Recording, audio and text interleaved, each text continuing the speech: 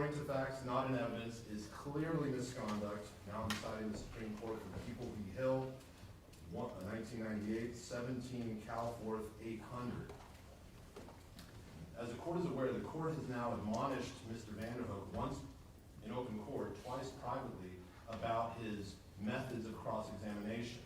But it's now gone to the point where it's not simply a matter that it is ineffective, nonsensical, and baffling. It's got to the point where it constitutes clear evidence of prosecutorial misconduct. And what is frustrating is, even after multiple objections are sustained, he kept doing it. I'm asking the court to make a finding of prosecutorial error. I would ask the court to instruct the jury to disregard Mr. Vanderhook's statements with respect to the absence of blood being found in the room. Mr. Vanderhook should be admonished that if he continues to misstate evidence, the court will consider contempt proceedings, because we're at that point. The court has now cautioned him, offered guidance. The court even stated, "I'm trying to help you," 3 times, and he has disregarded it. And so those are my requests. Okay, thank you. All right, for the people. Yes, Your Honor. And so during the questioning, I was trying to get it right. I was trying to figure out what I was getting wrong in the questioning. And then at the very end, to make sure that I was getting it right, I went over and I got the exhibit. And the very next step was to display the exhibit to the jury. I think the prosecution's been beat up pretty bad on this point in front of the jury as far as the shorts and the shirt. This is not something that I would intentionally get right and then get wrong and then get beat up again. I would like to get it right. That's why I wanted to put it on.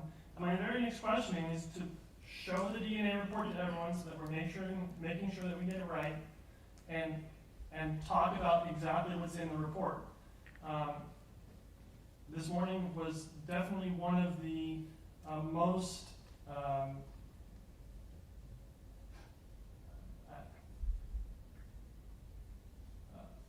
don't know what the right word is.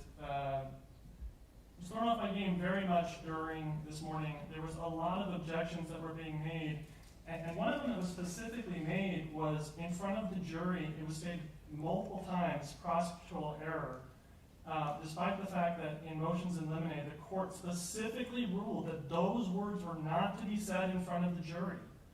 And so,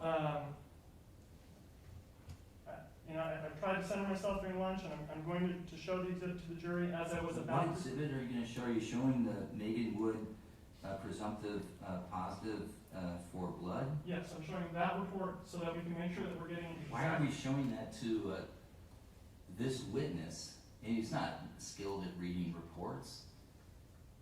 I mean, I don't understand. I mean, yeah. You understand there was a presumptive positive for blood on the computer, right? Confirmatory too, Your Honor. Okay, and confirmatory. And so. So why did you ask the question? Because I was mixed up. And so that's well, why. That's what you should have said first. You said, "I apologize. I was confused." I was confused, and that's why I went to the binder to go get the report, because I was not understanding how I was getting it wrong, and so I wanted to pull the report so that I could see where am I wrong here? What am I getting wrong about this? Okay, so thank you.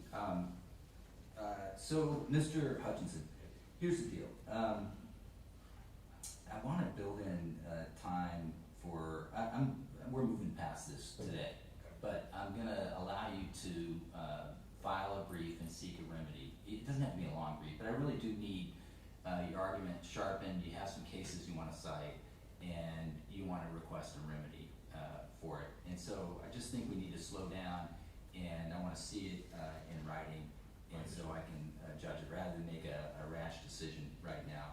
And then I think you do need to, in that briefing, in both sides on the issue, address Mr. Vanderhook's point about making a in-court objection of prosecutorial error. I want to understand where we're at regarding that. I would prefer not to have that objection, and if I already made an order to that effect,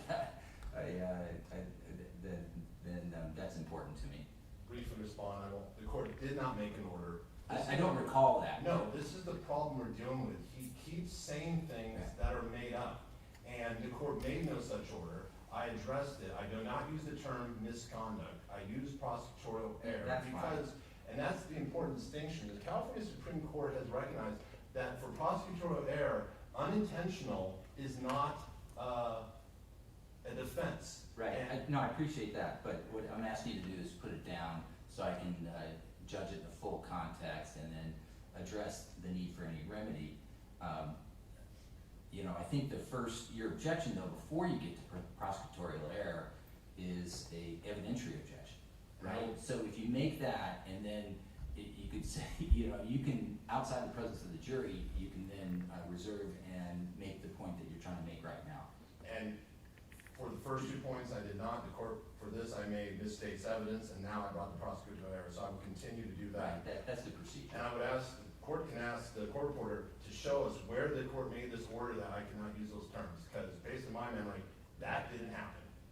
I don't have that memory either, but I'm also have enough self-awareness to know that I made a lot of orders at the beginning of the case, and that's why I like to slow down and make sure we have a context for everything. Okay, thank you. I think we've got that, but I don't want these type of exhibits that he is not a consumer of shown to lay witness. It just doesn't mean anything to do that. So I would advise the parties on that. That's not helpful, and it would render an objection for lacking foundation, which would be sustained. So then the next point is these two Apple notes that are either song lyrics or poems or whatever. The objection to that is sustained. The prosecution is precluded. And the reason for that is that, well, let me ask you this as a factual foundation also, Mr. Hudson. Were these documents disclosed to any of the three doctors who evaluated and met with the defendant? My belief is no. Only doctors were given the knife in hand. All 3 doctors were given that. Okay. Dr. Reed was provided those. Dr. Reed was provided them. Okay, so here's the deal. If the people believe that these records were important on the issue of state of mind, they should have been produced to the doctors for review. Maybe they were to Dr. Reed. Second, they should have been addressed in the case in chief. They were not. Third, they should have been addressed to the court given the context of the one that was admitted. And so it's entirely unfair at this point for the defense, who's in the middle of their case, almost closing their case, to not have this vetted through the 3 doctors, not have an opportunity to direct examine the defendant on these. The defense was reasonably believing that, hey, we were done with Apple Notes. The court ruled against the defense on the knife in hand. You can see the strategy of the defendant. Defense counsel addressed that with the defense. And so at this point, it's just not due process to have these Apple Notes now entered into the case at this stage when state of mind is the central issue. And we had 3 experts that have already testified. They haven't been asked about it. And the people's case in chief is come and gone. So that's the ruling on that. It's 352, the objection sustained. And then we have clarity on the final objection Mr. Hutchinson raised. And so we're in the defense case. Anything else before we hit the jury? No. Okay, for the prosecution, anything else at this time? No. Okay, great. All right, so let's get back to work, and we'll do a traditional all right for the afternoon session. Thank you, folks. Off the record.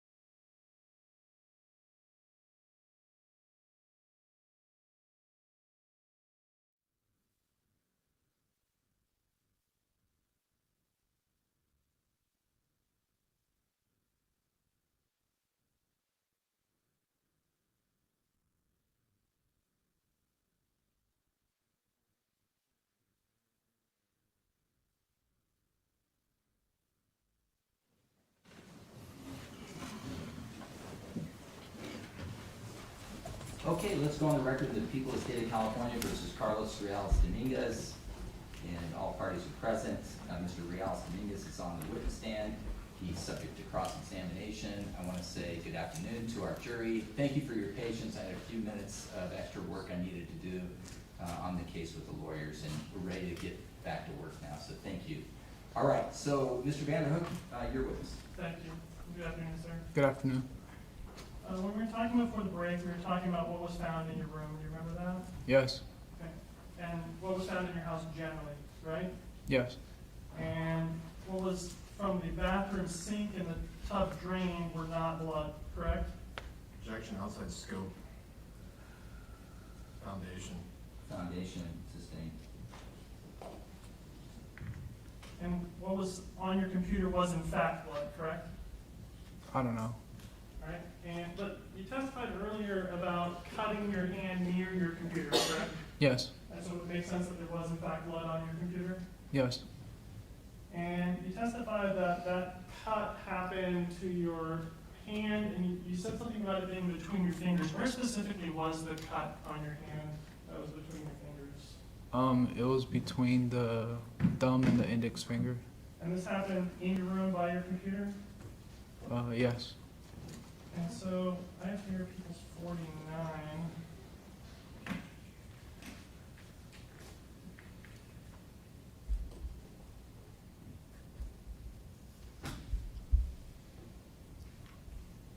From People's 49, I'm going to show you here's 7055.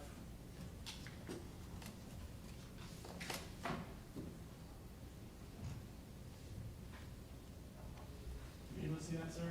Yes. And so, of the cuts on your hand, which is the one where you cut yourself in your room, causing blood on your computer, Objection, this states testimony. or possibly causing the blood on your computer? The one on the left? All right, and using a laser pointer, can you show us which, or where on your left hand that injury is? Right here.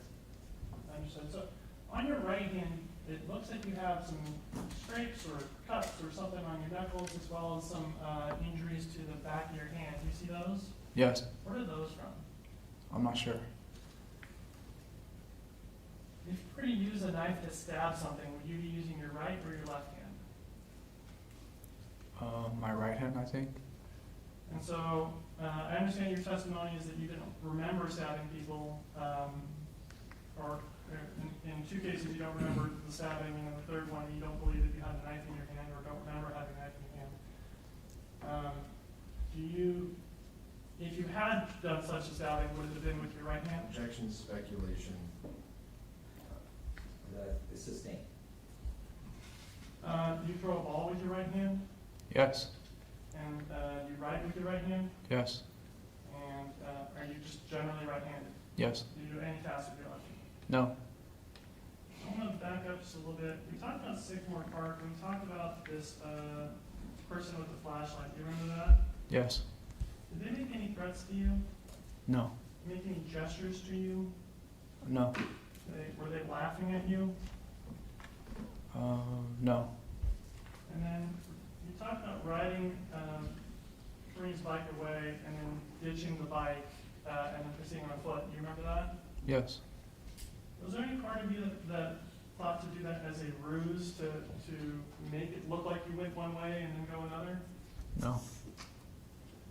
When you carry the knife in your pocket, do you carry it with the point up or the point down? With the point down. And so the sharp tip of the knife would be down at the bottom of your pocket? Yes. And so you were living in Tracy at this time? Yes. And is there public transit from Tracy up to Davis? Can you repeat that? Take like an Amtrak bus from Tracy to Davis? No. So I want to advance a little bit. I want to talk to you about Kimberly Guillory. Okay. Why was it that you left your home that night? I think it was to get rid of the whispers. And these are the whispers that getting fresh air helps you with, Yes. and that listening to music helps you with? Yes. Did you bring your music with you? I don't think so. And why is it that you left your phone at home? I don't know.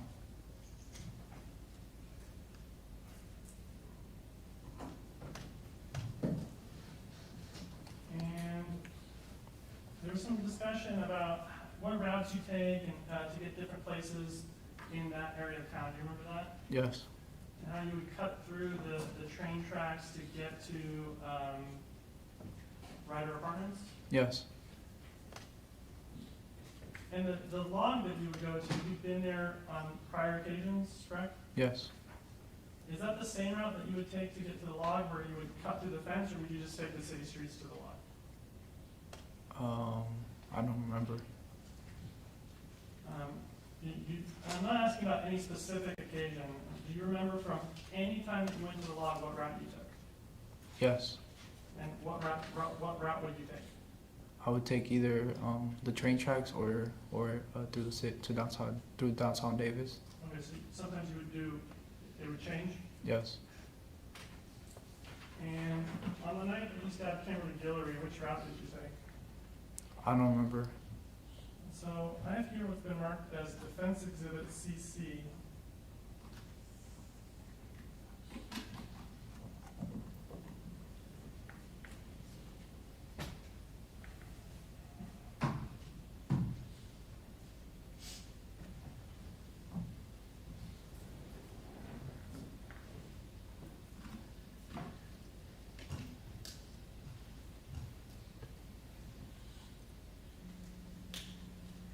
So there's 4 files. I'm going to go to file.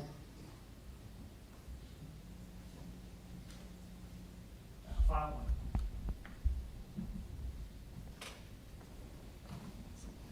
1.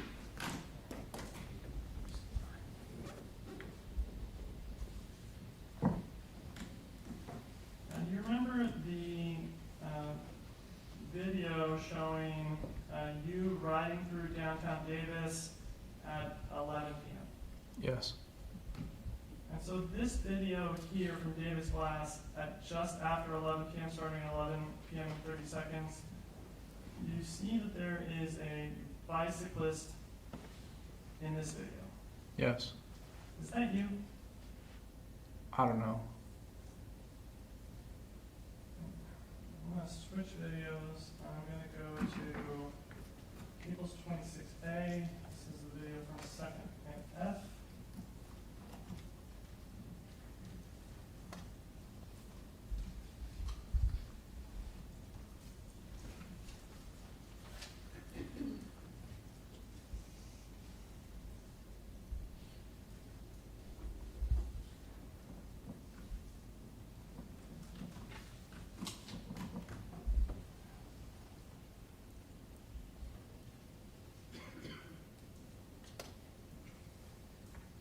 And you remember this video, sir?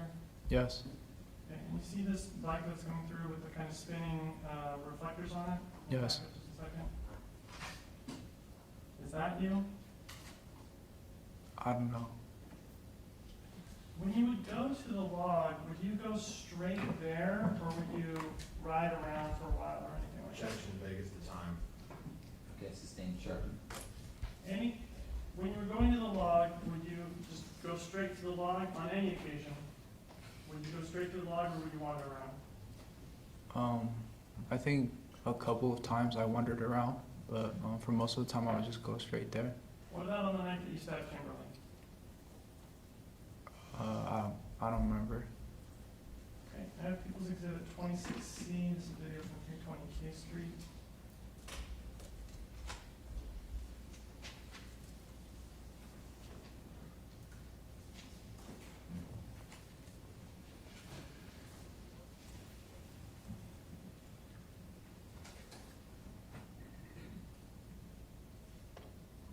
Next video, I'm going to advance it to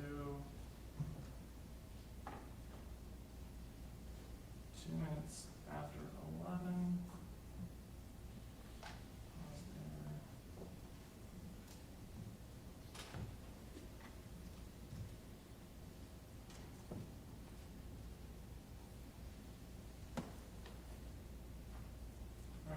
see this, sir? No. Oh. Are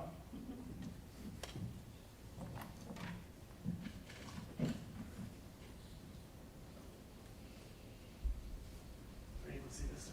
Yes. Maybe we didn't license briefly.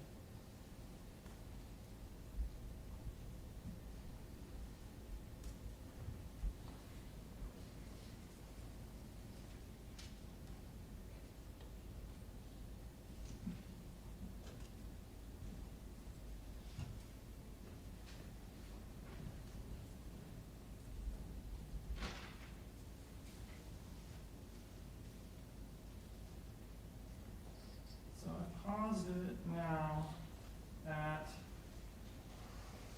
11, oh, I didn't pause it. At 11, or 2 minutes after 11, and some 19 seconds or so, a bicycle came onto the scene. Did you see that?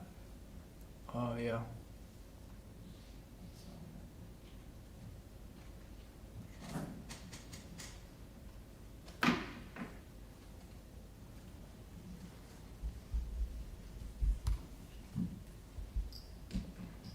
Sorry, computer crashed.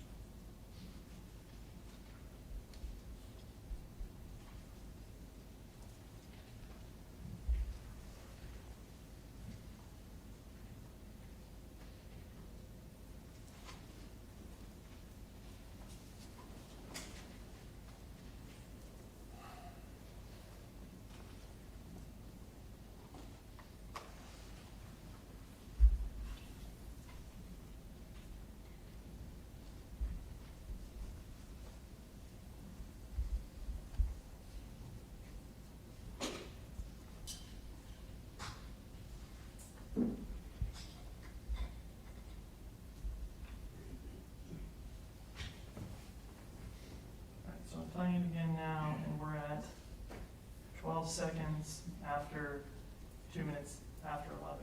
You got it up on the screen? Oh. Sorry. Okay.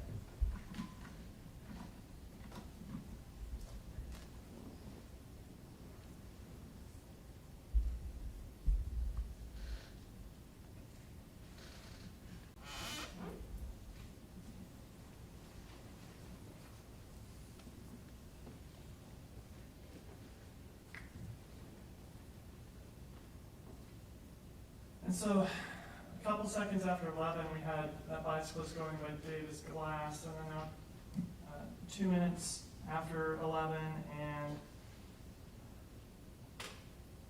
17 seconds or so, we see this bicycle that went up and then went back again. Did you see that? Yes. Is that you? I'm not sure. Is that bicyclist, it went down 3rd Street, almost made it to L, turned around and went back, right? I just seen it go straight. Okay, bring it up again. Maybe we need to do this like that.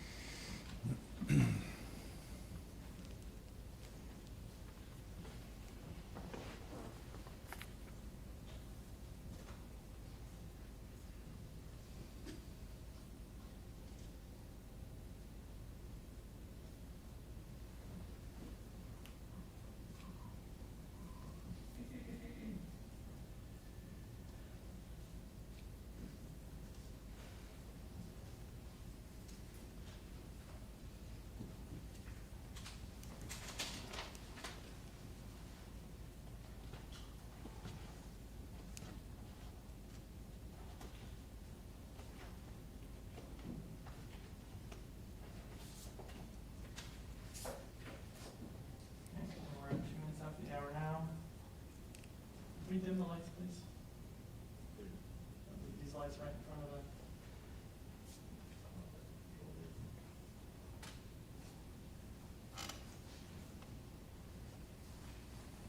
You can put the blinds down if you think it might help.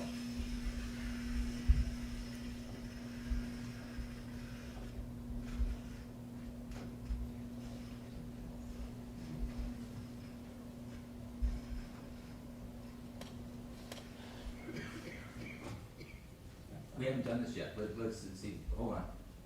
Put the blackouts, let's do that.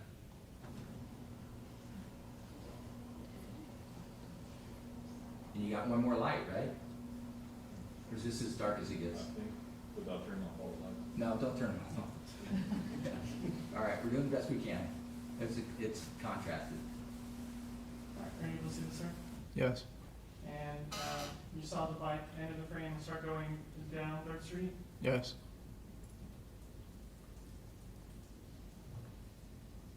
And you now see it turn around and go back the way it came? Yes. And you see the 2 reflectors on those wheels? Yes. And those reflectors look like the same reflectors on your bike? They do. Is that you? I'm not sure.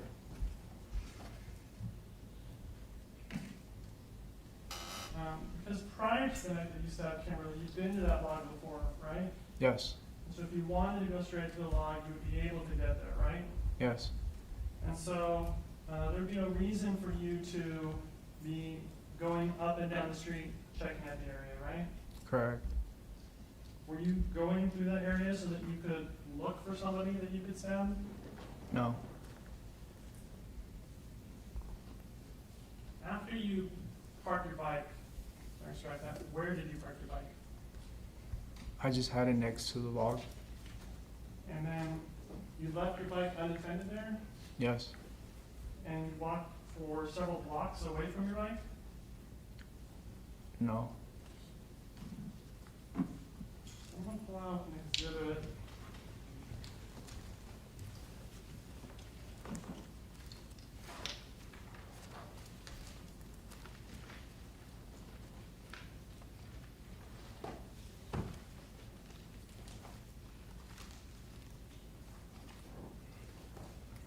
People's Exhibit 25A.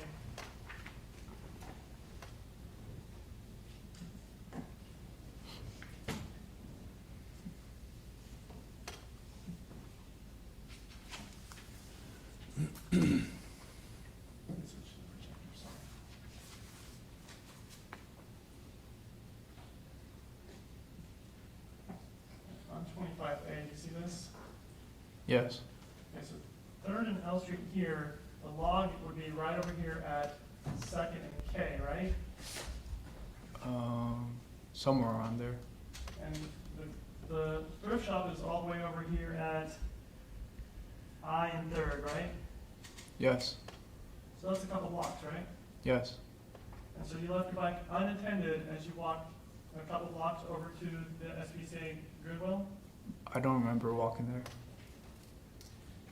But you testified on direct that you walk around sometimes when you go to the log? Yes. You just don't remember this particular walk? No. And, I mean, why is it that you would leave a nice bike like that unattended in an area where, you know, you're at the railroad tracks, you don't know who might be coming there? No, I didn't. I thought it would be okay just being there. And you heard testimony that there are other areas where unhoused people stay in this couple blocks, right? No.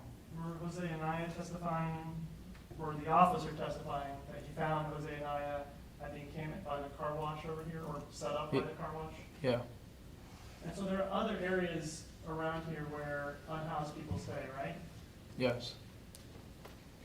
And if you had ridden your bike either down 3rd Street or down the railroad tracks to get to the area by 2nd and H, why is it you would then leave your bike, go on foot, and go over by the SPCA thrift shop? I just remember there was like walking on the sidewalk, or when I would walk there, there would be like trees like hanging over it, and I just found that cool to walk through it. So when I would go on my walks, I would walk through there. Were you walking there because you were looking for someone to stab? No. Because you came down the tracks or you came down downtown at 11, right? Yes. And you're walking by the SPCA thrift shop at 11:12, right? Objection, lack of foundation, personal knowledge. Sustained. Well, did you see the video of from the thrift shop and testimony about its timestamp being for 11:12? I remember seeing the video. All right, do you have any reason to doubt that 11:12 was the correct time? Objection, relevance, speculation, foundation. No, overruled. No. And so, I have here from Defense Exhibit CC, put that on the overhead.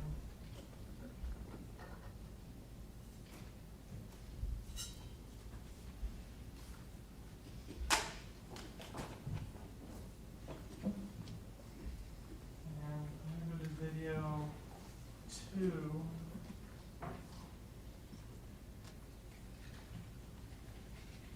Are you able to see this, sir? Yes. And you can see the timestamp on this video is 11:12, right? Yes. And that there is a car or van going down the street, and then a sedan type car 5 seconds or so later. Yes. And then going to People's Exhibit.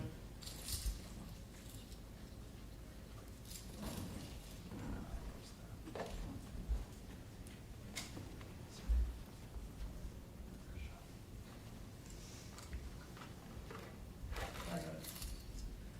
26D.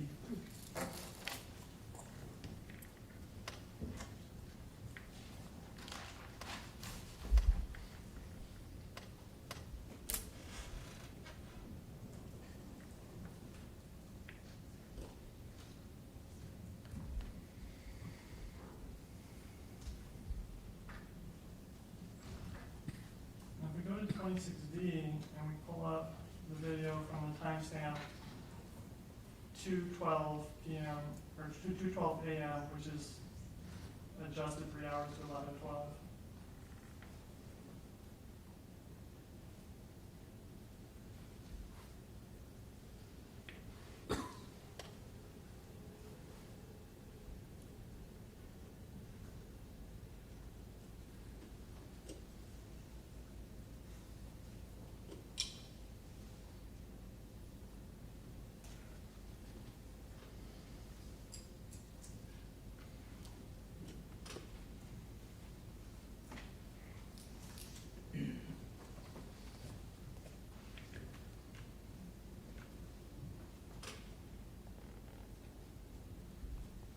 There's that video.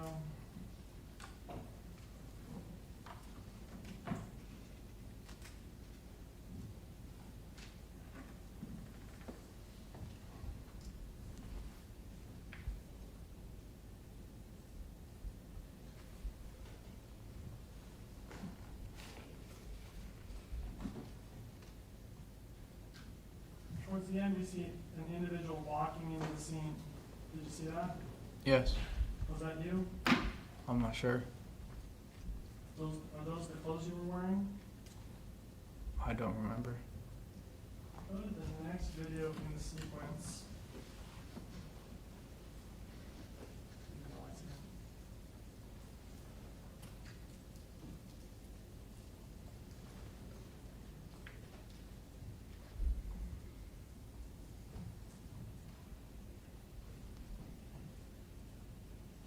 Sorry.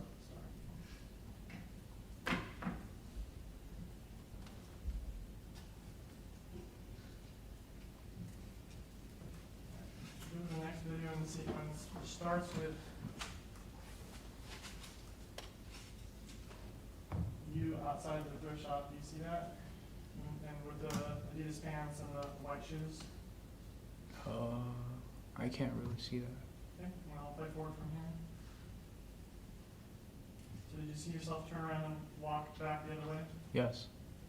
And if we play forward, you can see a car or van, Yes. followed by another car about 5 seconds-ish later. Yes. Okay, so we have first a shot from David's class, and then from the thrift shop, showing that this is right about the correct time, right? Yes. And that you're there by the thrift shop 12 minutes after you went through downtown Davis, right? Yes. And you have the knife with you? I don't remember. Well, at this point, the sheath had been lost, right? Yes. How were you carrying it? Without the sheath. Was it still in your pants pocket or was it in a different pocket? I don't recall exactly for that night, but I think it was in my pocket, my pants pocket. I mean, wouldn't there be extra difficulty in having a knife in your pants pocket when you're riding a bicycle?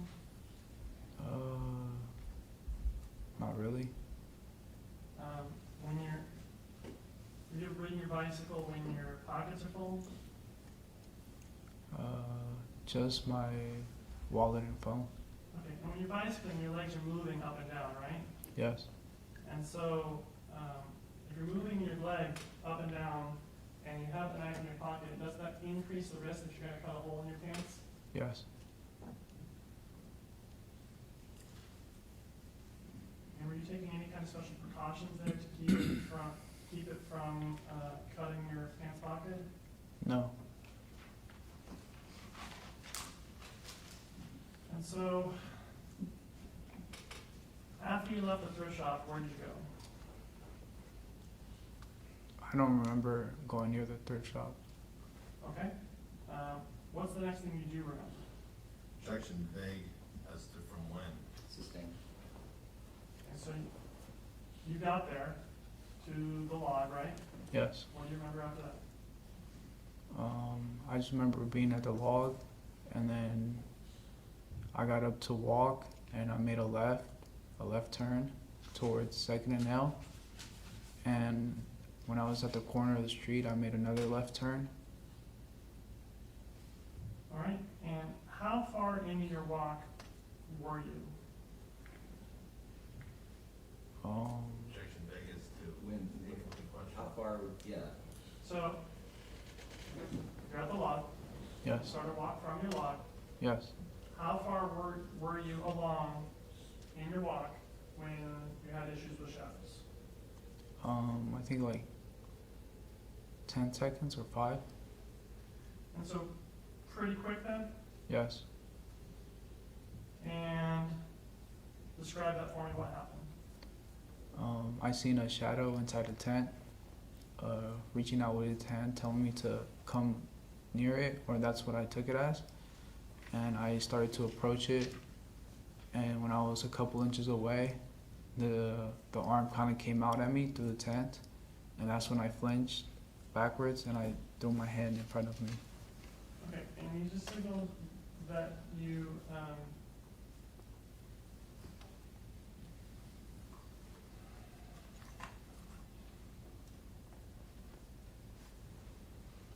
and so, do you remember, testimony of Mr. Chessman? Somewhat. Do you remember the discussion about, cut tent line? The what, sorry? Say again? The what, sorry? The cut rope or tent line? I don't understand. So do you remember Mr. Chessman talking about how he had a tarp over his tent and that he was in his tent and he heard the line being cut or somehow perceived the line being cut? Yes. And did you cut Mr. Chessman's line? No.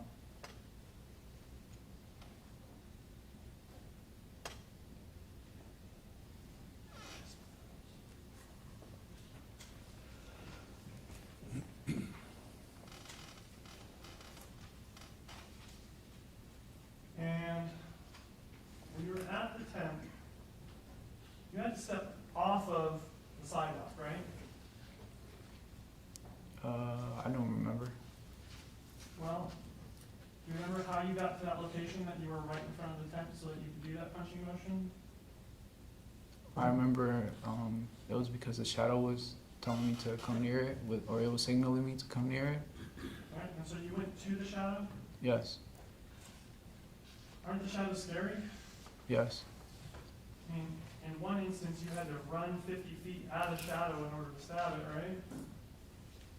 I don't remember. Well, at Central Park, you said that you saw some shadow figure and you... Objection asked and answered.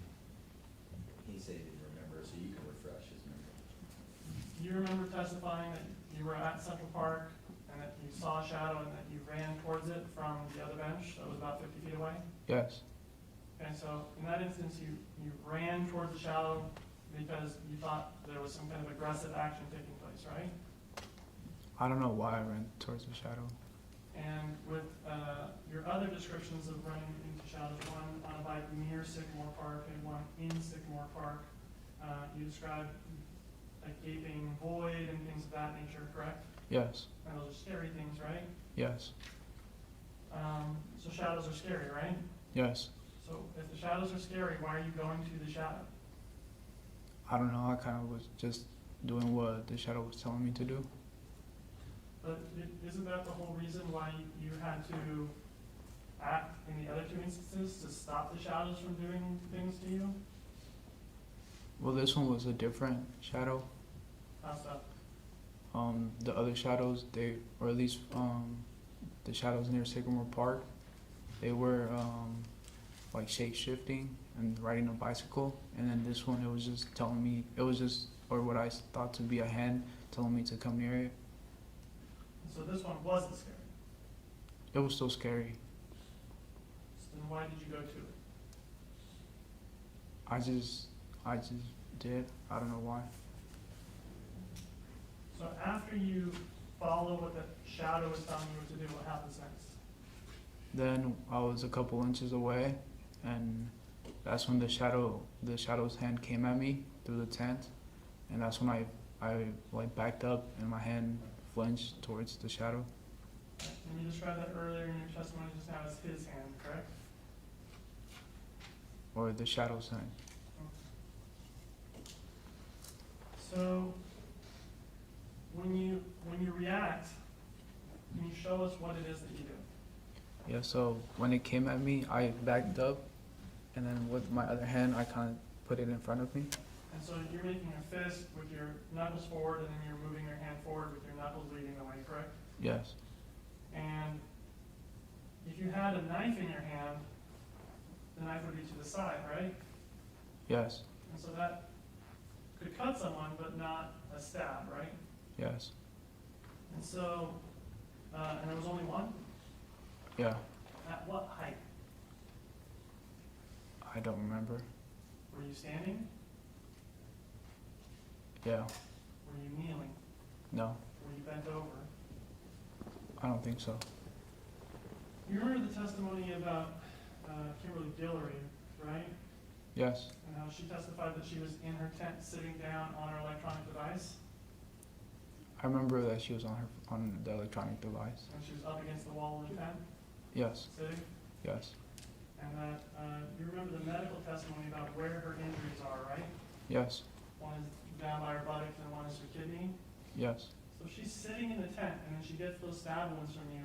Those are really low down to the ground, right? Section foundation. Overall, based on the setup, you can answer.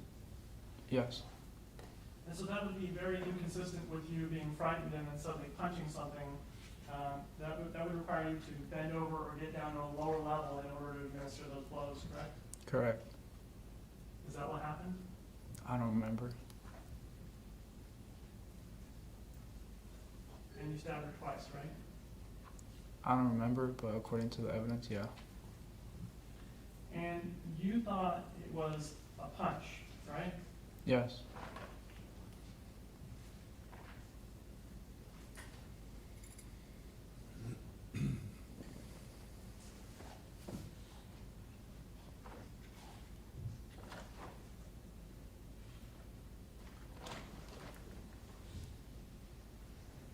And you heard Kimberly also describe that as a punch, right? I don't remember. That she described that she was getting punched and didn't realize that she was being stabbed? I think so. And so your testimony is also that you thought you were bringing a punch and didn't know that you were stabbing. Yes. What happened next? Next, I heard a scream, and I got scared, and I went to my bike and started to bike home. So you went back around the building to your bike and you started to go home? Yes. Now, do shadows scream? I don't know. And in this instance, as in the prior stabbing, as soon as help was responding, you fled, right? I don't. Foundation is the help responder. The sustain. So in Sycamore Park, when Dr. Massey showed up, you fled. And in this case, when you hear a scream, and there starts to be other people moving about in response to the scream, you flee, right? I just remember the scream. Okay? And so, this is because you knew you were stabbing somebody, and you knew that other people were going to intervene and you needed to get away, correct? No. And you knew that you were at risk of getting caught because you had been screamed and you'd been detected, correct? No. In both instances, as soon as you were detected, that's when you fled, right? No.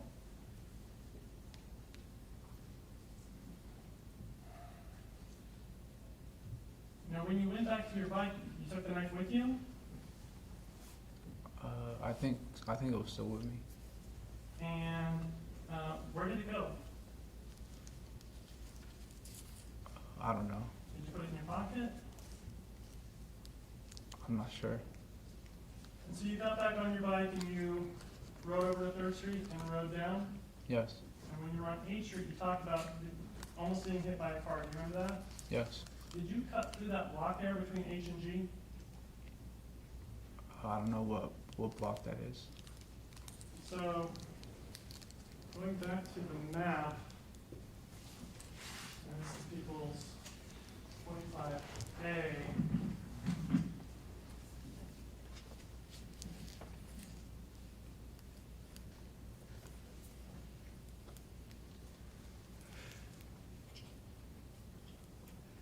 So you came down 3rd Street and then turned onto H, right? Yes. And then you thought you almost got hit by a car, right? Yes. And then did you cut through the block here to get to G Street? I don't remember. Okay, so going to the video from Ace Hardware.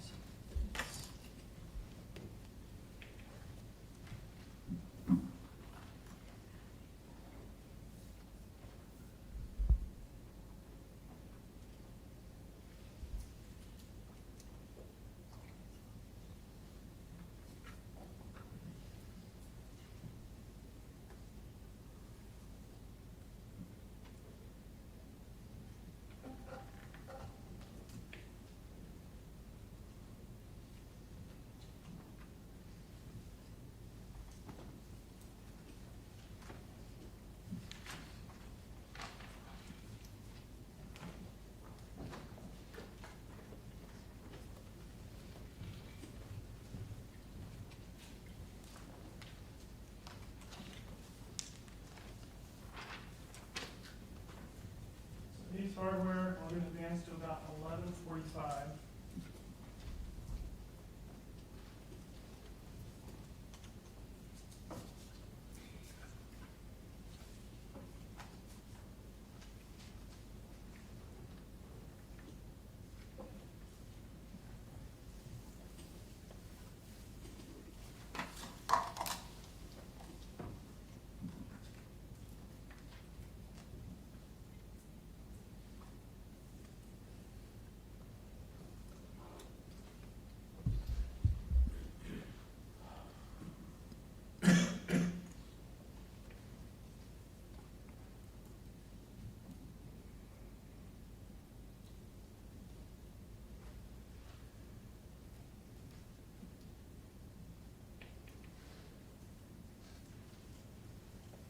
Just saw you ride on the bicycle down the street, right? I didn't catch that. Back up just a moment. Did you see that? Yes. As you riding your bicycle down H Street? I'm not sure. Well, you saw the shot from Davis Glass, 7 o'clock going down, right? If I seen the bike or a person. The person on a bike. I remember it was going towards Second and L. Alright, this is the route you took though, right? Yeah. And so if this happened at exactly 11:45 according to the timestamp, and we play forward from there,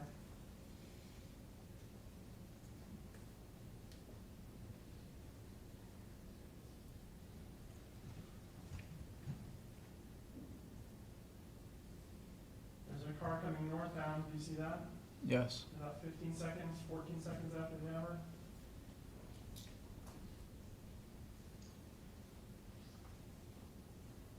And there's this van coming about 25 seconds after the 11:45. You see that? Yes. Was it the vehicle coming northbound that you thought almost hit you, or the van coming southbound? I thought it was a van that was coming towards me, but yeah.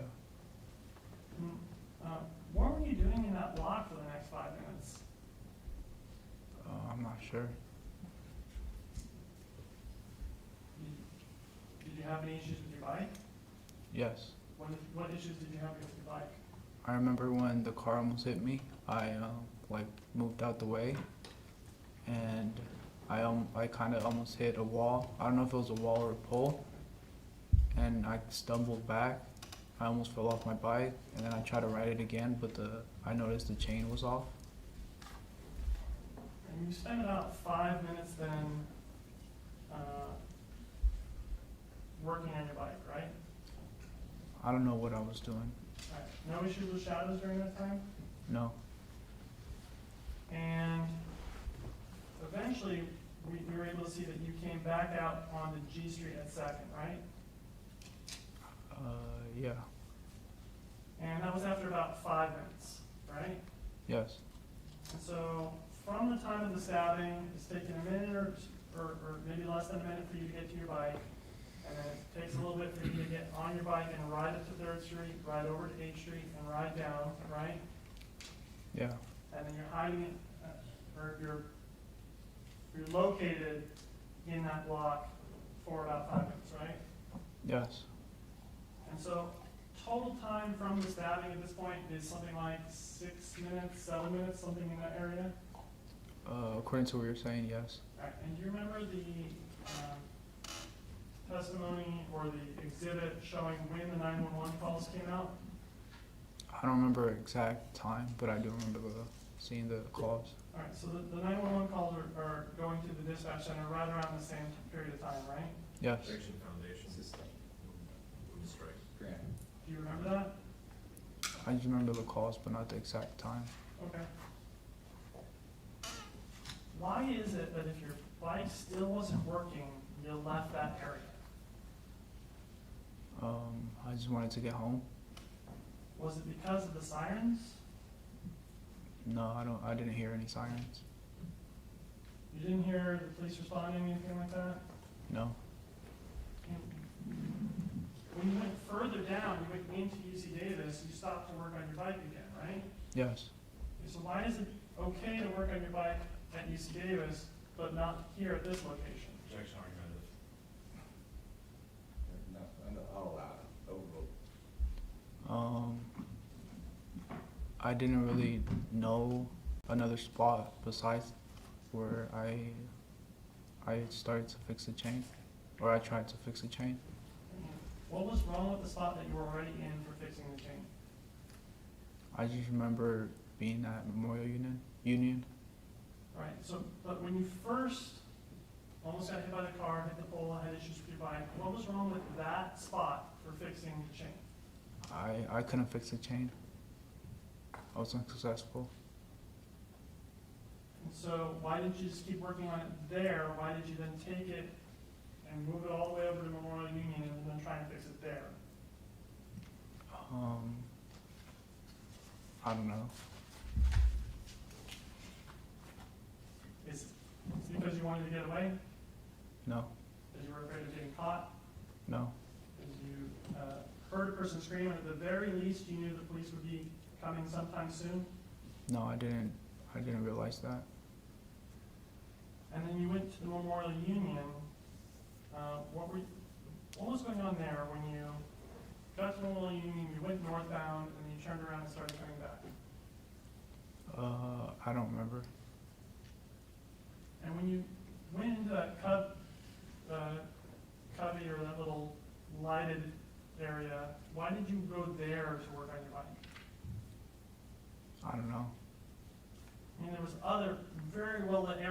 to go to, right? I don't know. I mean, the ATM was right there, wasn't it? Yes, And that was an extremely well-lit ATM, right? yes, And if you were just trying to fix your bike and not trying to get out of the normal line of sight at all, you could have just fixed your bike at the ATM, right? yes. Well, why did you do that? I think because I didn't know that spot well, so I went to a spot that I knew, and that's where I started to try to fix the chain. Why did you know the worker entrance spot better? I just knew the Memorial Union better, But the ATMs are also at Memorial Union, right?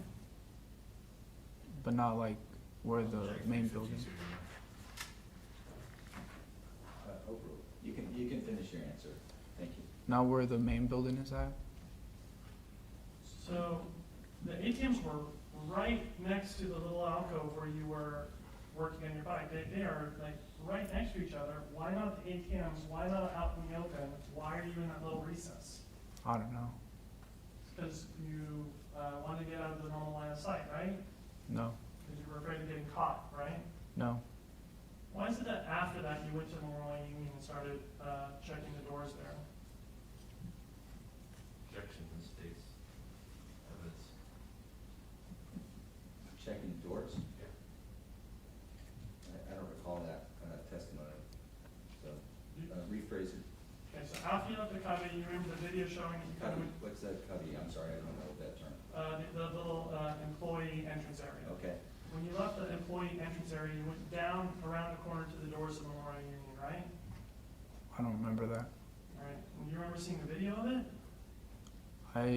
From the video, it looked like I just went to like the corner of where the trash was at, and that's where I started to fix my chain. Okay. And then after that, where'd you go? I don't remember. You went around the south side of Memorial Union, right?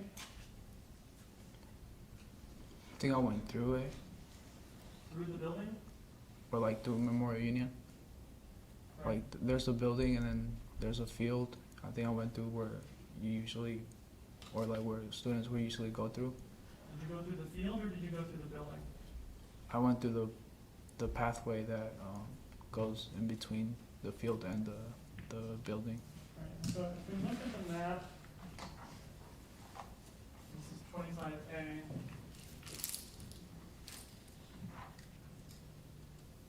And we look at Memorial Union. When we zoom in here, you came past Dem Hall to East Quad and then northbound past Memorial Union, turned around, came back, went past the ATM, and then went into that little employee area, right?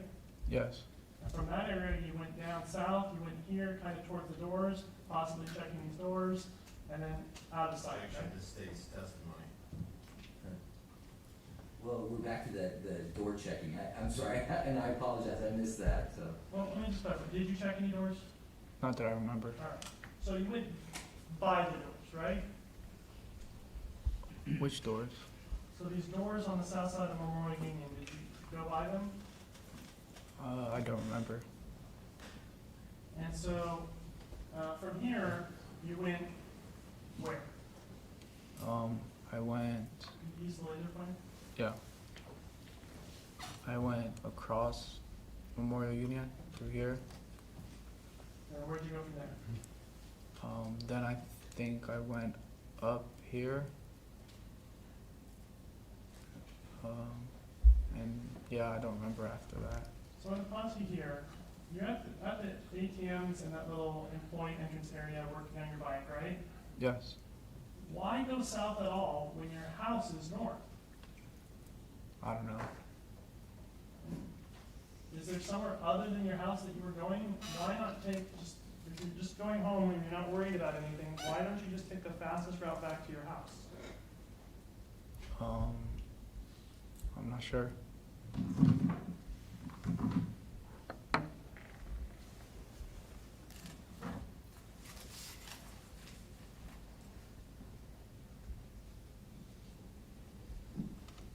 So I wanna talk to you about what happened after this, what happened on May 3rd.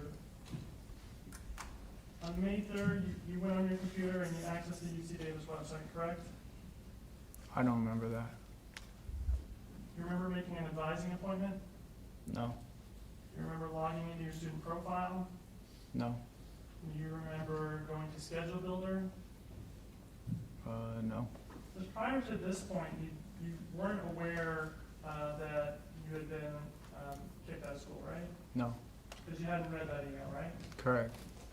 And so having not read this email, this would have been the time where you log into your student profile and see that you're not in your classes anymore, right? I don't know. And the reason you went in the Schedule Builder is to try and add back into classes, right? I don't remember going, checking Schedule Builder. Did you see the testimony from Mr. Chase indicating that you visited Schedule Builder? Yes. Do you have any reason to doubt that you did go to Schedule Builder? No. And so that is on the morning of the 3rd, right? I'm not sure. And so it's after that that you then go to Sycamore Park where you're spotted by Justin Schaefer, right? I don't remember going to Sycamore Park. Say again? I don't remember going to Sycamore Park. Okay, do you remember the testimony about Sycamore Park and Justin Schaefer? Yes. Okay, but you do remember that you wanted to go to the store for bread, right? Yes. And specifically that there was a hole in your bread bag, right? Yes. So, this defense VV.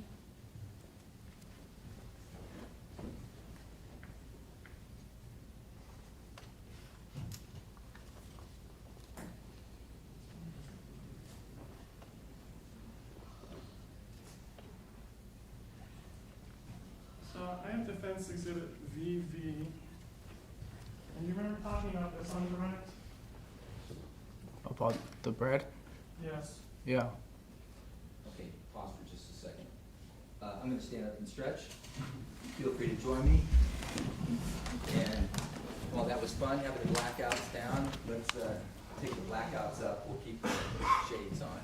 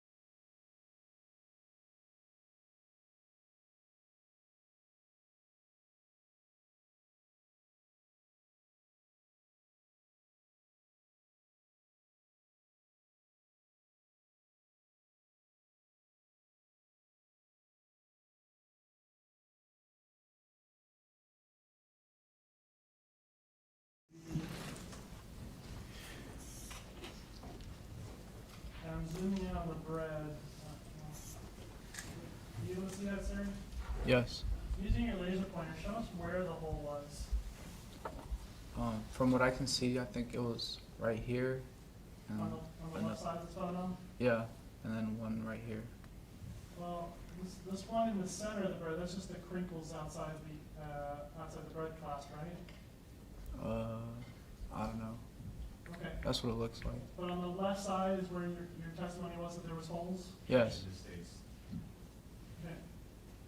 Where are the holes? There's one right here, Okay. but from what I remember, there was one like a bigger hole on the side of the bread bag. Which side? The left side. Okay, so right here? Yeah. Okay. And so from this photo, photo one, looking at the left is where the holes are. Yes. And this is the reason why you had to go out to the store, right? Or yeah, that's what when I thought to myself that I need more bread. Okay. Now, you had already 2 loaves of bread there, right? Yeah. Okay, so I'm gonna approach you with the mark for identification purposes, people's 101.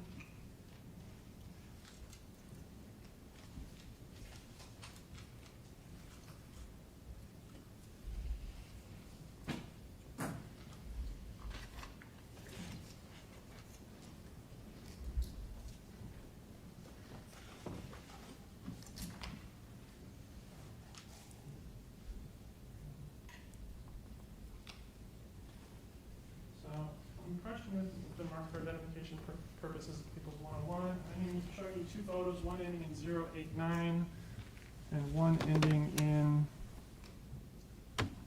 090. You able to see both these photos? Not the first one. Yeah.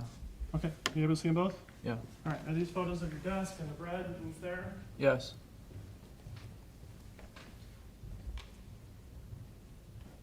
Publish. Okay. We're gonna start with photo 89. This is a photo of your desk showing the bread, right? Yes. If we did lights, please. And this photo was not a photo that was included on Defense BB, right? I don't think so. And so from this photo, we can see that there's the loaf of bread we've been talking about, and then like a partially consumed loaf of bread next to it, right? Yes. And if we zoom in here, we can see this entire left side of this loaf of bread, right? Yes. Where are the holes? I don't see them. There is no holes, right? No. And so there is no holes in this loaf of bread. Objection misstates evidence. Okay, you said the holes were on the left side. We're looking at the left side. Where are the holes? I just Objection misstates Sustained. testimony. Okay. Well, I'm gonna go back to BB.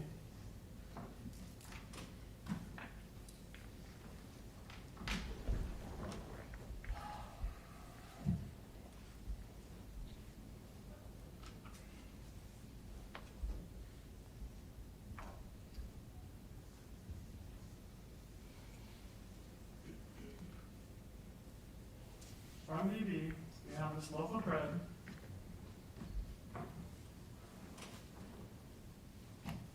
Show us again from BV where these holes are. Objection compound. Spraying holes. Right. Can you show us any area where there's a hole? Objection asked and answered. He's already identified that.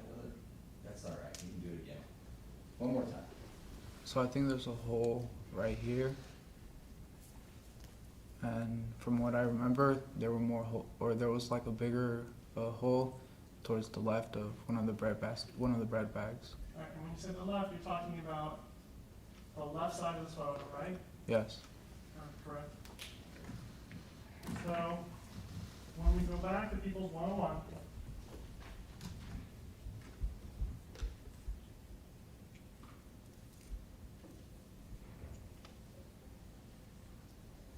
and we go to photo 89,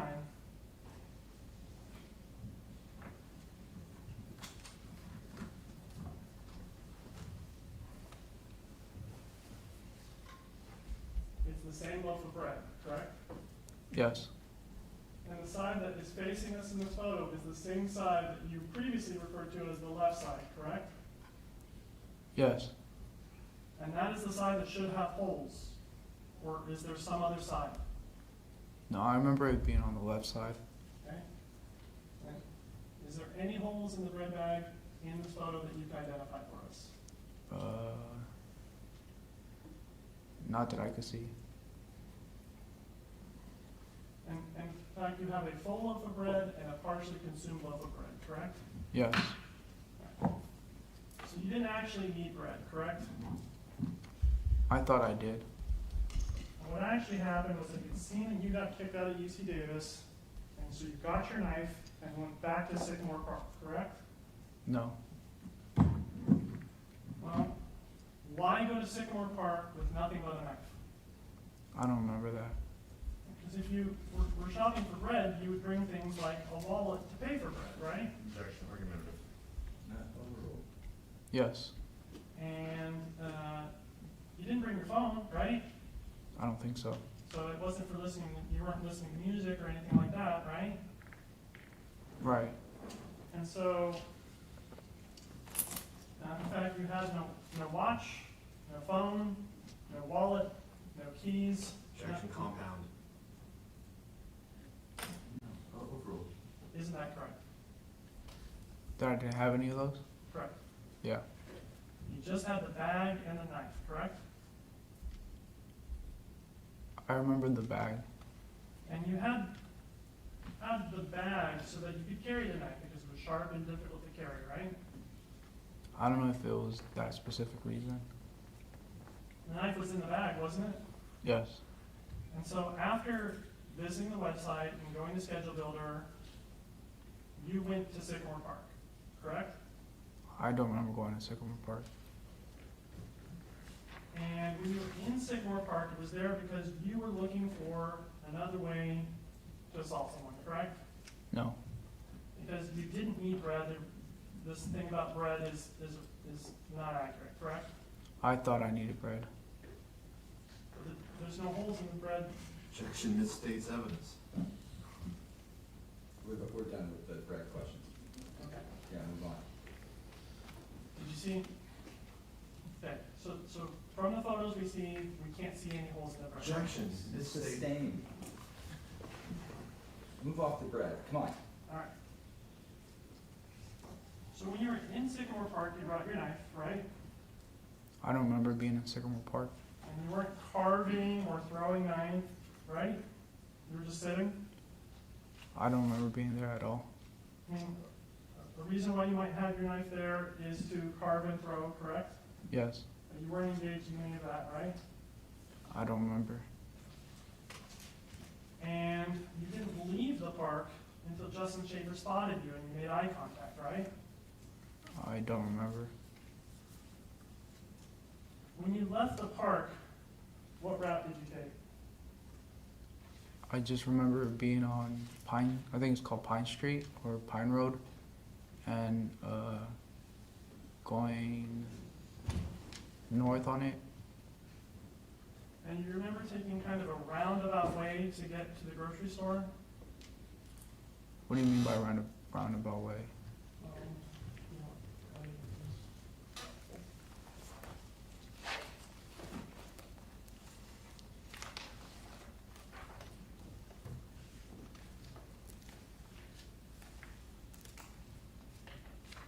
So do you remember Justin Schaefer testifying? Yes, a little bit. And do you remember him drawing out the route that you took after he spotted you at Sycamore Park? Yes. And do you remember taking a different route, or is that the route that you remember taking? I remember just going on Pine Street and going north.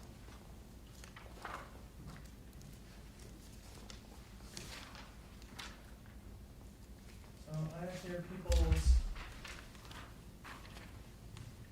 65 and 66.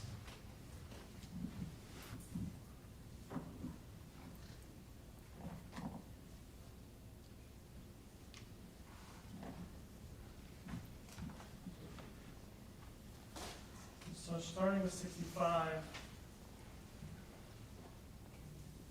do you have any memory that would contradict this being the route that you took to exit Sycamore Park after being spotted by Justin Schaefer? Objection, asked and answered. He's already testified he doesn't remember. Several times. Okay, so after you left Sycamore Park, you remember being on Pine, right? Yes, on Pine Road or Pine Street. All right, do you remember taking this particular route when you left Sycamore Park? Or after being in that area? Yes, I think that's the route that I took to go to Safeway. I'm sorry, can you say that again? I think that's the route I took to go to Safeway. Why would you go out, down, Bucknell, up Pine, and then left on Villanova, and then north on Sycamore? Why would you take kind of three sides around that square instead of just taking the short path? I don't know. Was it because you've been spotted by Justin Schaefer and you're trying to walk away from him? No, I didn't know he was following me. And you went over to Safeway, right? Yes, And you had no money, right? I thought I paid with cash, but I don't really remember. All right, and then after Sycamore Park is when you were contacted by officers, correct? Yes, The state's testimony. Overruled.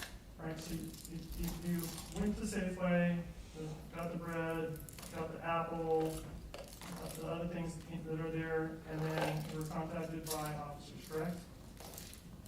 yes, a little or when I was I think on Pine Street again, walking south. And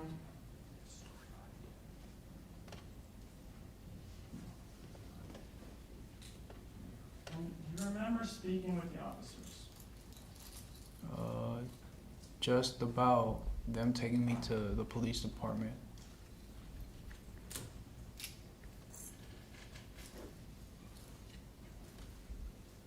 So I have here people's 33D, Officer Story body camera.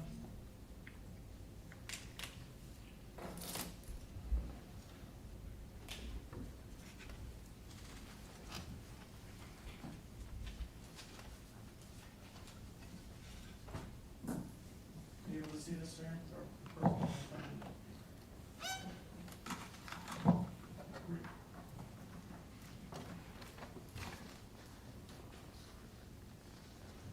Are you able to see this, sir? Yes, And so, play forward from the 1 second mark. Oh, careful. So, Do you have an ID or anything on you? no. Okay. Alright, can I pause at the 11 second mark? Were you able to see that so far, sir? yes, So during this contact, you knew you were talking to the police, correct? yes, No shadows, no, no supernatural beings? no,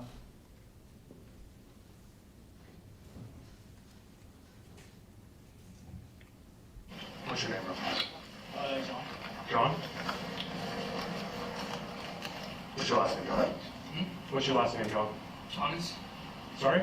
Jonas. Sorry. So I paused at the 23 second mark. Were you able to hear that, sir? yes, Did you tell the officer Jonas? yes. Why Jonas? I don't know. You mentioned earlier that you'd used the false name John Joas during a prior police contact. Do you remember that testimony? Yes, In that prior contact, did you use Joas or Jonas? I believe it was Joe's. And so why did it say Jonas here? I don't know. And here, you knew you had a knife in this bag, right? I don't know. Play a little forward from here. You have something to write with?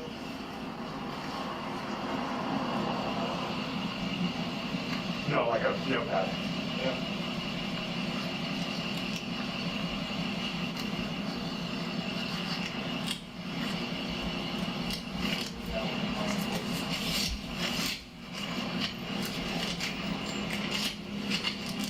How do you spell your name?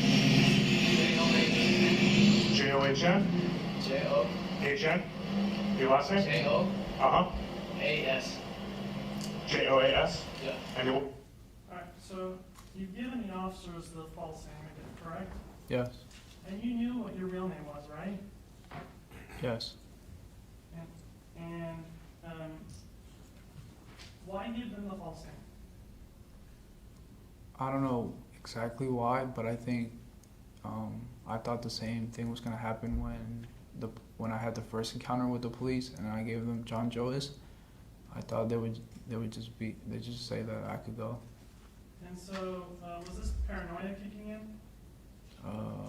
I think so. Did you give this false name to the officers because you were paranoid?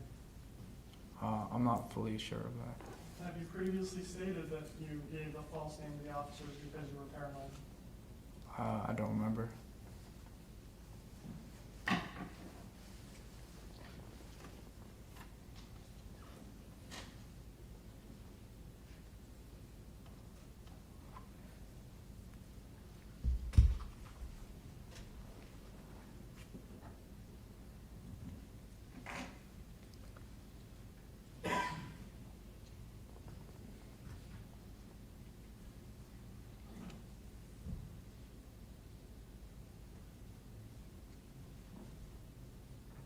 Now, paranoia was a theme for you during this time, right? You were feeling a lot of paranoia? Yeah. Did you believe the police were going to hurt you? No. Did you believe that you were in any kind of danger? I don't think so.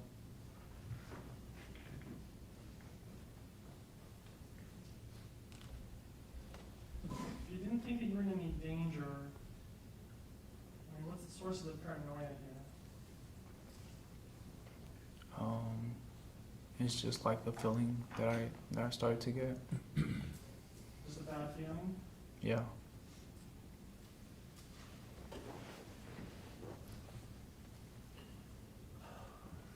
Now, was this a mistake to give the officers the false name, or did you know at the time that you were giving them a false name? I don't think I knew. Did you think your name was actually John Joas? To some extent, but not my actual name.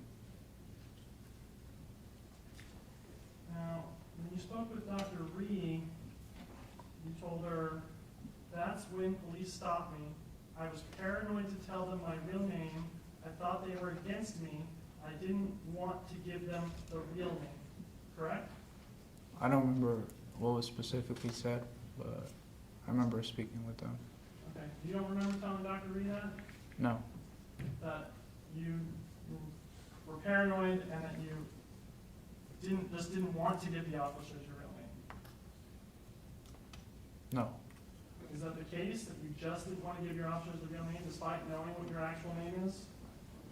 I think I thought that the same thing was going to happen with the prior incident where the police stopped me by Central Park. I thought they were just going to say that I was able to go. And you wanted to go because you knew you killed 2 people and attempted to kill a third, and that you needed to get out of it, right? No. In fact, during the contact, you talked with the officers about the reason for the stop, right?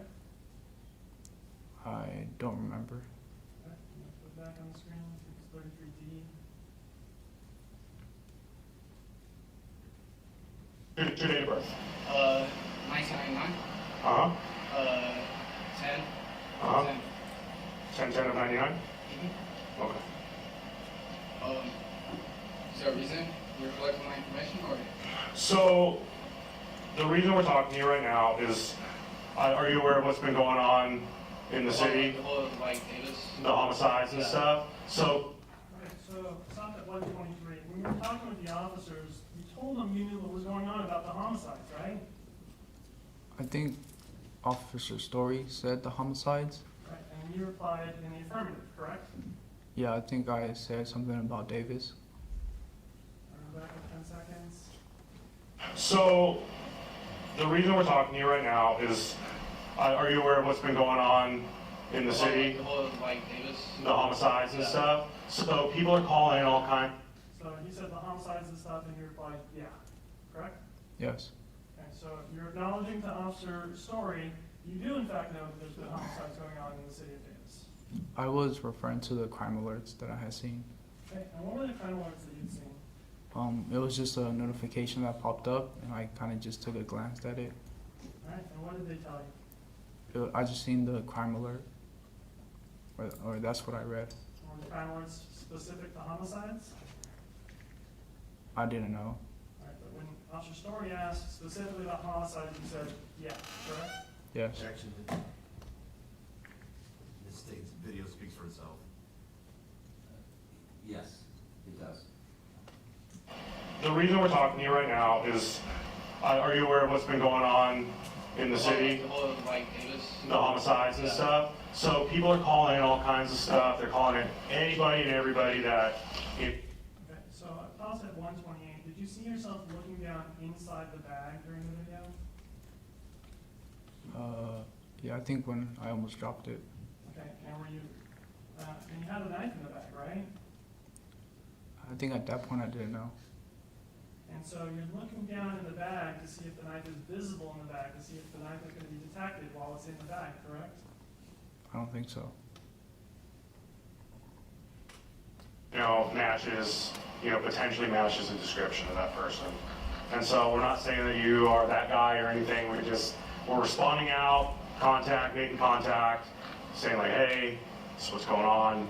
We're having to investigate every possible lead that we have, Do you live nearby here? Yeah. Where at? It's a few blocks. A few blocks? Okay. Are you a university student? Yeah. Okay. What year are you? Registration? 2024. 2024? Okay. Where are you from originally? Bay Area. Oh, okay.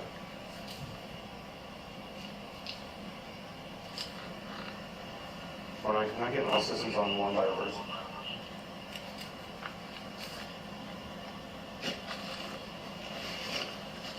Last of John Ocean, Adam Sam, first of John with an H, 10 of 99.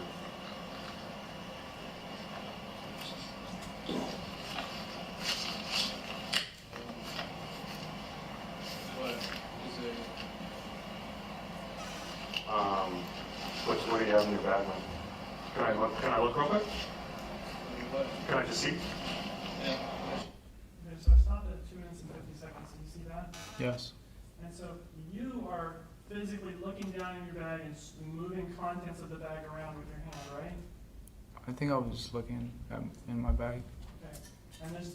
And you're seeing the knife in the bag, right? I don't think so. And you're acting as if there is no knife in the bag, correct? I think at that point I didn't know there was a knife there. I mean, at some point, did you believe the knife was in your pocket, or where did you think the knife was? I don't know.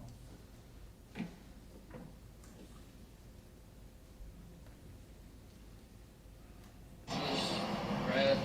You just come from the grocery store? Yeah. Okay. Do you have any weapons or anything on you? Any knives or guns or anything against New York? Do you mind, now I'm asking permission, do you mind if I check really quick?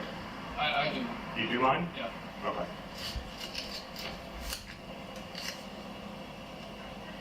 I have some bit. Okay, we're not trying to keep you from what you're doing or anything. I'm kind of running late too. Okay. I don't want to like bother you guys or anything. Just Do you have a driver's license or an ID card in the state of California? not a driver's license. Okay. Yeah, and that's the proper spelling of your name? Yeah. Okay. Can I see your hand? You know, it looks like old cuts and scratches. Oh yeah. This has been going on a while. I paused at 3 minutes and 52 seconds. Were you able to see that, sir? Yes. And the officer's asking about cuts and scratches on your hands, correct? Yes. And you almost put the bag down on the ground, right? Yes. Why not put it down on the ground if you don't know that there's a knife in it? I don't know. Because if you had put it on the ground, they'd be able to see the knife in there and you'd be caught, right? I think I did put it down at one point. You're holding onto the bag and showing them your hands with the bag still in your hands because you know that if you put that knife down, you're gonna get caught. Or if you put that bag down, they'll see the knife and you'll get caught, right? No. Because you know there's a knife in that bag. I don't think I knew. Stress. A lot of stress. Yeah. How'd you get those? Myself. Yourself? Okay, so here at 404, you're telling the officers that you, the hands, the injury on your hands, were self-inflicted, right? Yes. So we talked about the one that was in your room, in the area of your computer. Were the other ones also self-inflicted? I don't remember the other ones being self-inflicted. Where'd you get them Thank you. from? Let's stop there. Hold your question. Okay, thank you, Mr. Carlos Dominguez, and you can return to council's table. Thank you for your testimony. Okay, We got thank you. more questions on the backside of the break. Okay. Ladies and gentlemen of the jury, we've got our afternoon break, and I'll see you in 15 minutes. Enjoy your break, and remember the three-part admonition. Thank you, folks.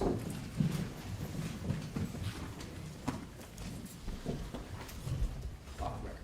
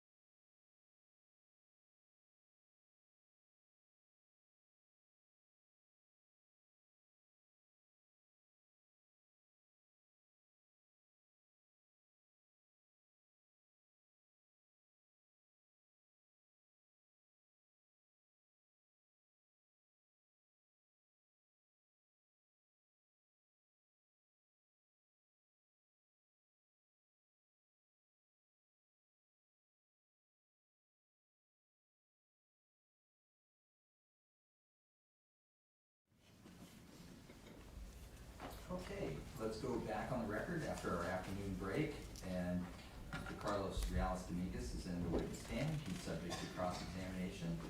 Mr. Vanderhook. So, sir, I'm gonna put on the screen Officer Gonzalez's body camera, looks like people's 33C.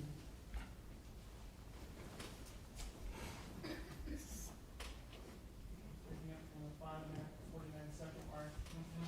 This is the part that we talked about with you looking in your bag, do you remember that? Can I see? That one looks fresh. The one in your left hand? Yeah. It was And he's asking about the injuries on your hand, and the bag is slipping in your hands for a couple times. Is that right? You're having a little difficulty holding on to it? I don't remember that part of the video. Okay? Why don't you just put the bag down? I don't know. personal problems. Personal problems? Yeah. Okay. You know the cut right here? You know the cut right here on the bench stuff?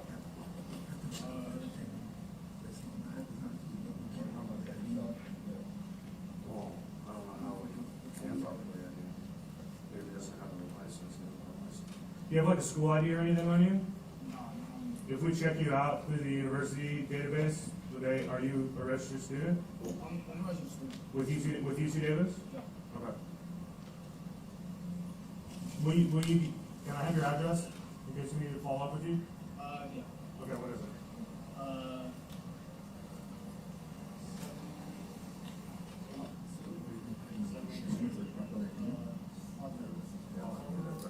Is it a house or an apartment? Hawthorne? 72 Hawthorne? How long have you been living here? 2 years? Do you live with anyone else? Just you by yourself? The whole house, just all yourself? Yeah, roommates? Look, but there's other people in the house. You don't talk to them? Okay.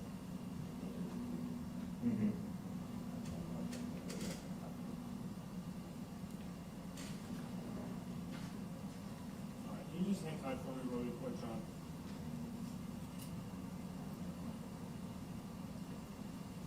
I'd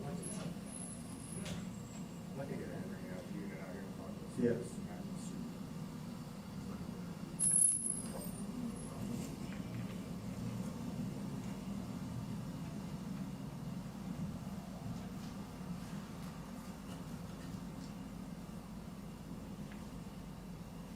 Can you do me a favor? Can you put that bag down for me? Yeah.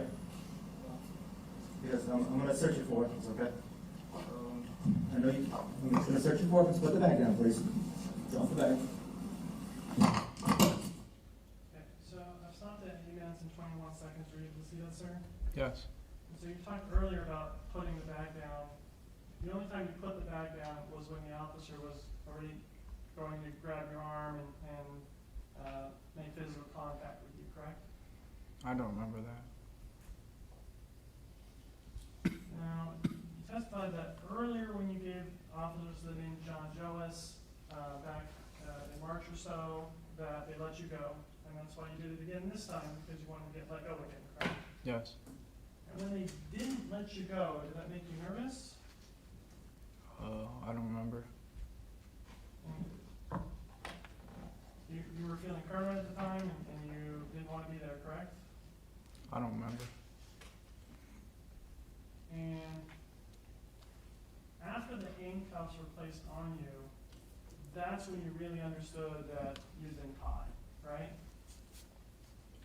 I just remember being in handcuffs in the curb. Do you remember watching the video of Detective Muscardini interviewing you at the scene? No, I don't remember. Is there a reason why your demeanor or how you're speaking would change between Officer Soria-Gonzalez and Officer Muscardini, other than the fact that you were placed in handcuffs for a while there? I don't know.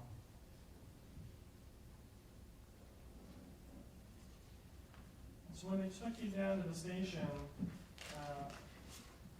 you asked to have your bag go with you, right? I don't remember. And you wanted the bag with you because you knew the knife in there, and you're still holding out that the officers would find the knife, correct? I don't remember. And when you got to the station, why is it that you remember specifically that it was Steve Ramos that was at the station with you? I just remember him having I think he tried having a conversation with me, but then we just walked into the police department. So that part you have a very specific memory of. Just that it was Steve, or I think it was Steve Ramos that walked up to me. And so, do you think it was Steve Ramos or was it Steve Ramos? I think it was Steve Ramos. And so you have a good memory of that. Yeah. But your memory about everything that happened before that was less clear or just some parts? I just remember, I think, some parts.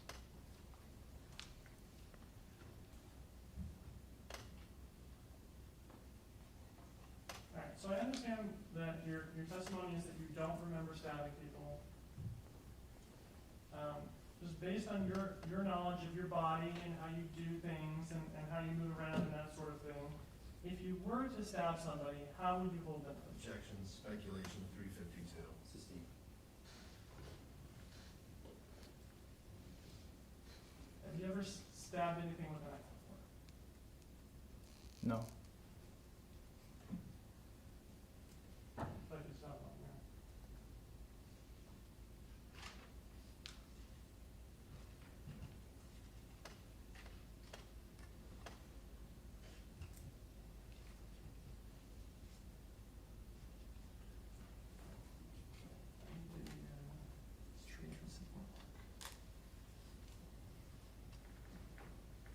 So, sir, you testified on direct about this carving in the tree at Sycamore Park. Do you remember that? Yes. How big was that?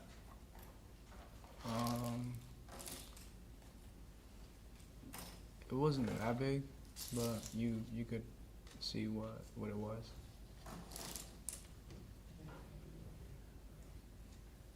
How big is not that big? I think it was like 6 inches of length and 6 inches of width. Understood. So I have here what's been marked for identification purposes, people spawn 4. It's a USB containing a single photo. And approach. Okay.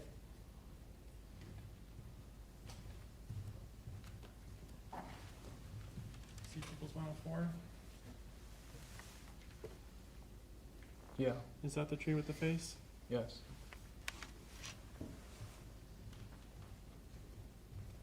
Can I publish? Okay. Can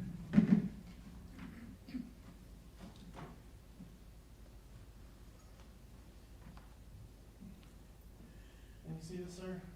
Yes. Can you use the laser pointer to show us where the face is on this?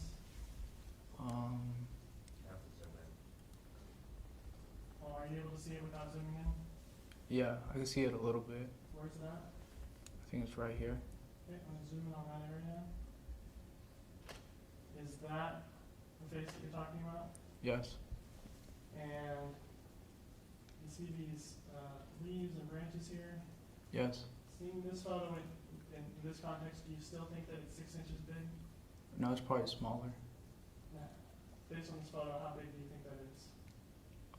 Like 4 inches maybe. And so this face,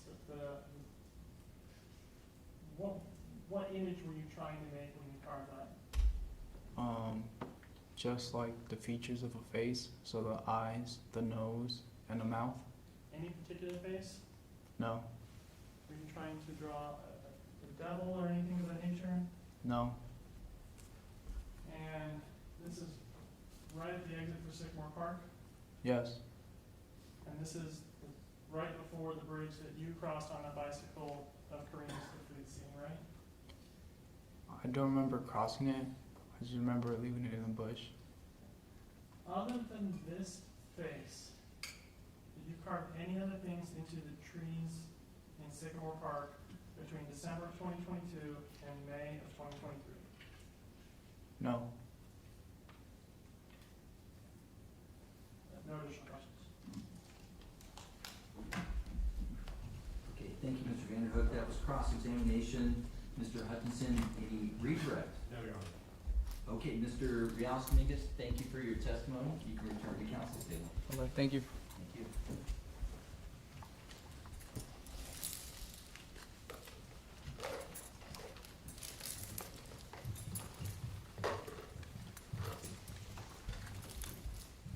Okay, Mr. Hutchinson, do you have a witness you'd like to call? Okay, sure. Thank you. Off the record. Feel free to stand up and stretch. Deputy, will you have us step forward?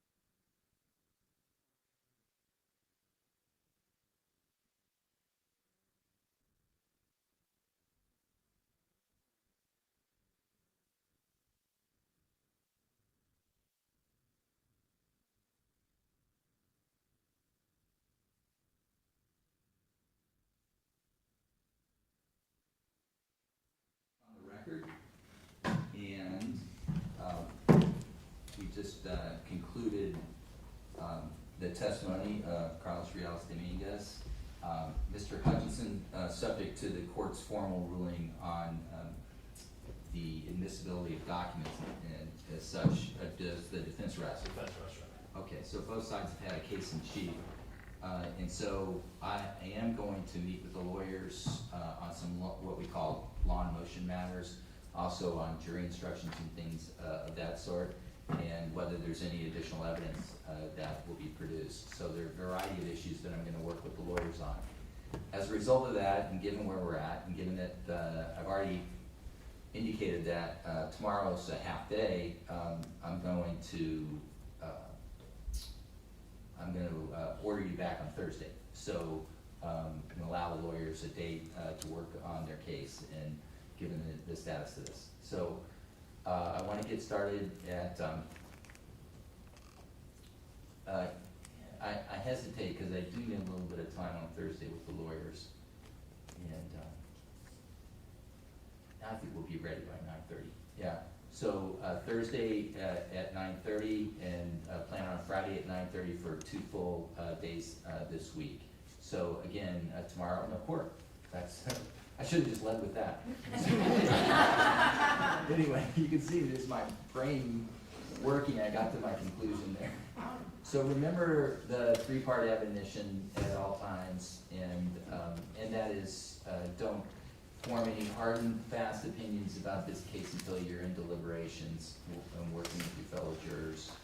And do not research anything about this case, and do not discuss the substance of this case with anyone. If somebody contacts you, or one of these 3 rules is compromised in some way, make sure to write a note and give that note to the bailiff so I can address it. And I just want to say thank you for your service today, and I'll see you on Thursday. Thank you, folks.